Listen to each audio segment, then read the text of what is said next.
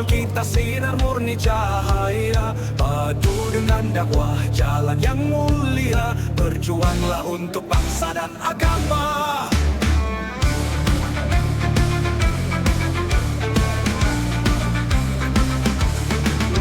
Getarkan hati lawan dengan kata bijak. Perjuangan suci tiada pernah goyah. Paduan suara membangkitkan semangat. Lantunkan doamu dalam kalbu yang tak lelah. Bangunlah kesadaran dalam dada. Rasio moral letakkan di puncak untuk bangsa.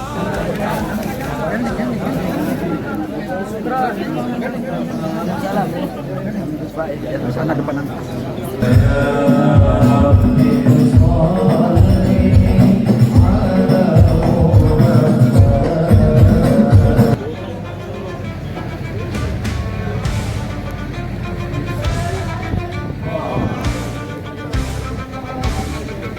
Wahai saudaraku, bangkitlah bersama. Rasio moral kita sinar murni cahaya, padu dengan dakwah jalan yang mulia. Berjuanglah untuk bangsa dan agama. Assalamualaikum warahmatullahi wabarakatuh. Waalaikumsalam warahmatullahi wabarakatuh. Bismillah walhamdulillah wala hawla wala quwwata illa billah. Ashhadu an la ilaha illallah wahdahu la syarika lah, wa ashhadu anna sayyidana Muhammadan abduhu wa rasuluh la nabiyya ba'dah.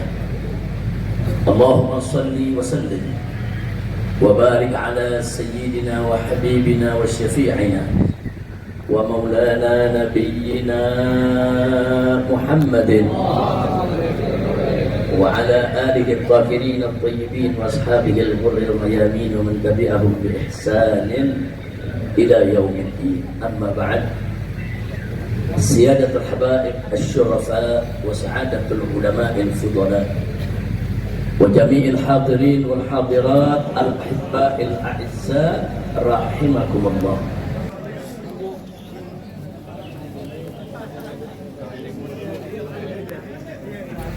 Sebagaimana sama kita maklumi, kumpulnya kita di tempat ini dalam rangka acara halal bihalal. Acara halal bihalal satu tradisi yang dilakukan oleh umat Islam di Indonesia ini sejak lama, dan ini merupakan tradisi yang baik selama dilaksanakan dengan cara-cara yang baik. Jadi kalau dalam acara semacam ini, di dalamnya dibacakan Al-Quranul Karim, dibacakan selawat buat Nabi, umat diajak berzikir, kemudian diberikan juga nasihat-nasihat keagamaan untuk umat, kemudian ada nilai silaturahim di dalamnya, saudara, saling bermaaf-maafan, maka tradisi semacam ini menjadi tradisi yang baik dan insya Allah penuh keberkahan. Amin. Jadi kita jangan kaku kalau melihat suatu tradisi. Jangan dikit-dikit tersebutnya bid'ah, dolalah, musyrik, masuk neraka.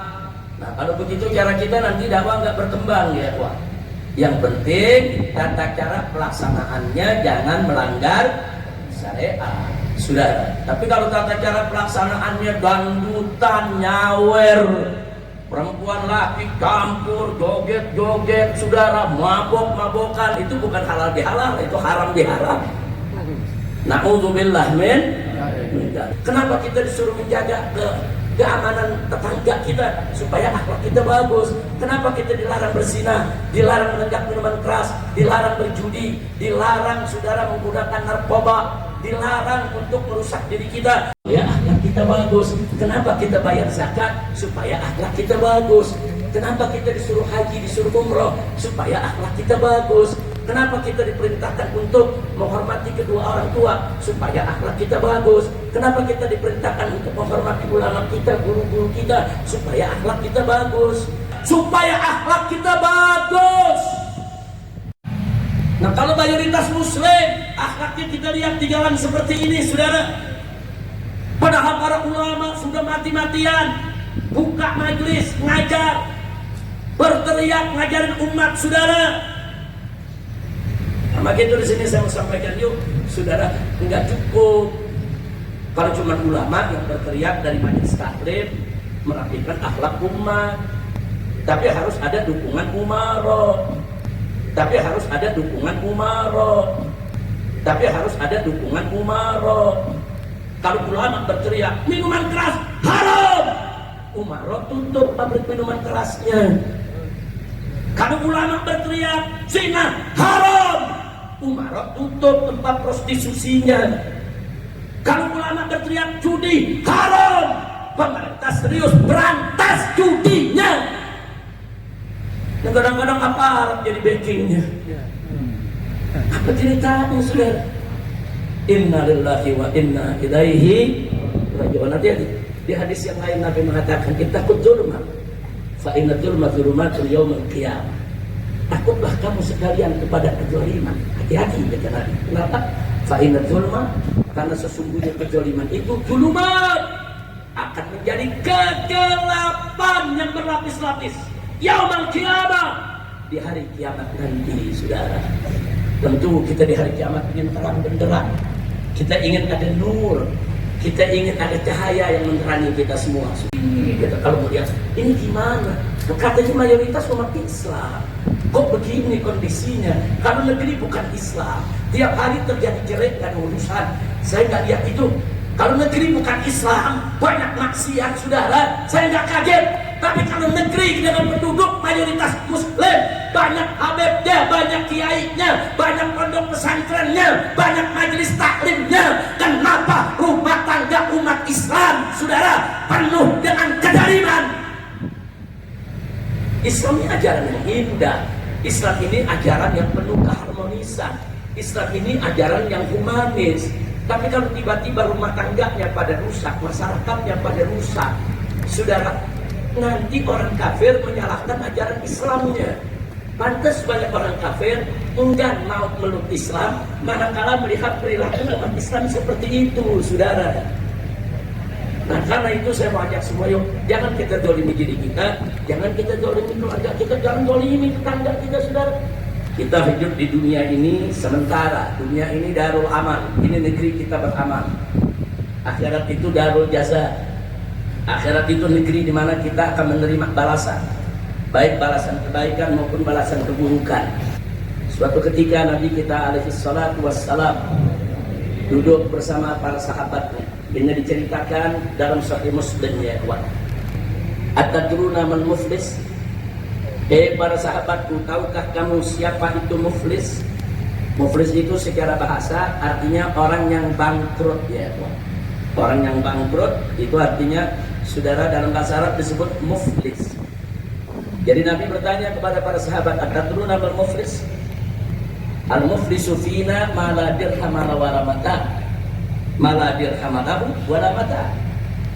Orang yang bangkrut di tengah-tengah kami ini, ya Rasulullah, adalah orang yang tidak punya dirham, tidak punya duit, ya wala mata, dan tidak punya harta sedikit pun juga, kata para sahabat. Kemudian disampaikan oleh Nabi alaihi salatu wassalam, apa kata Nabi?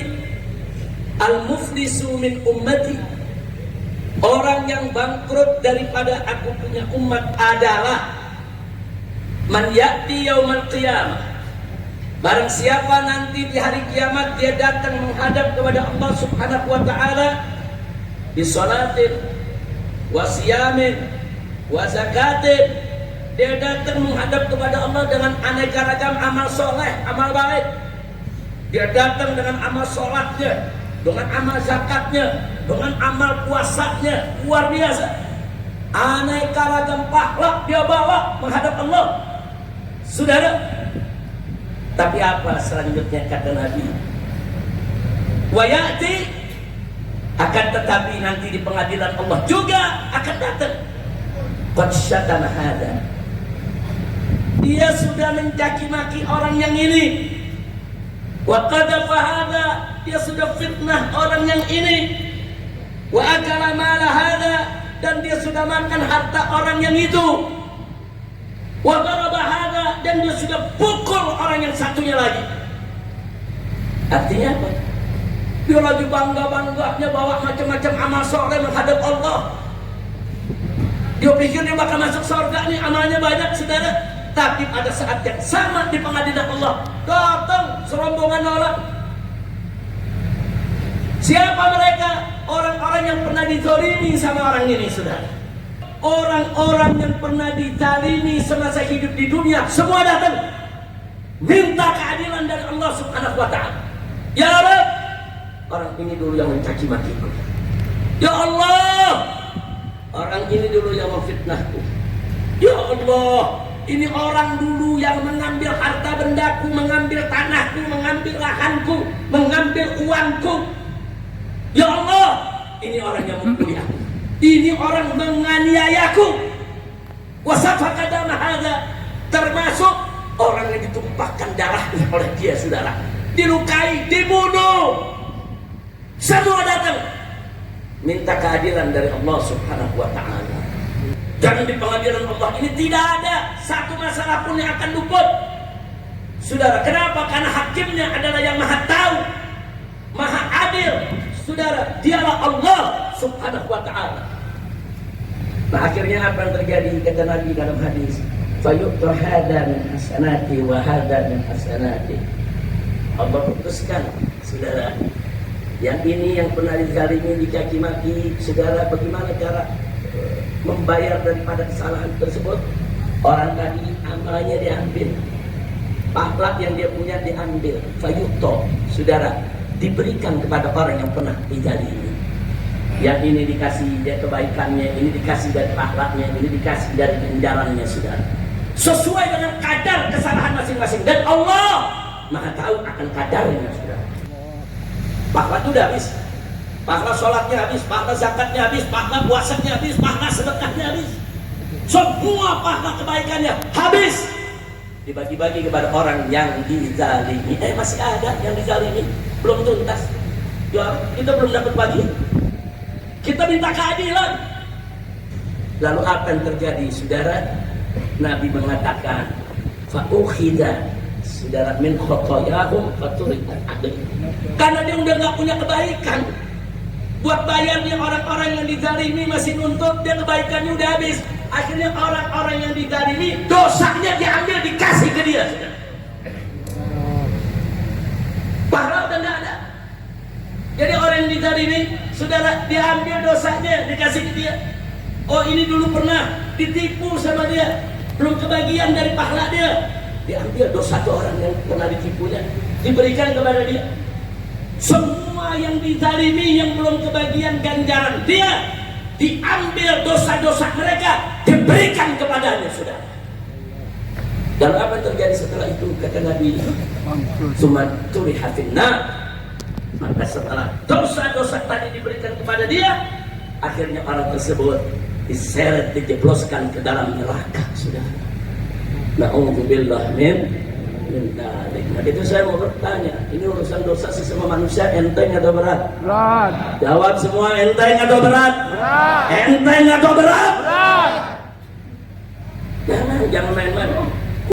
Masya Allah. Sudah begitu, saudara, apa yang terjadi? Inilah tadi yang Nabi katakan, atadruna mal muflis. Tahu kamu siapa orang yang bangkrut hidup? Ini orang yang bangkrut, dia kuat. Yang banyak sholatnya, banyak puasanya, banyak zakatnya, habis ludes dikasih kepada orang-orang yang dizalimi, saudara. Enggak sampai di situ, dosa-dosa orang yang dizalimi diberikan kepada dia. Saya mau tanya, bangkrut tidak? Bangkrut. Bangkrut tidak?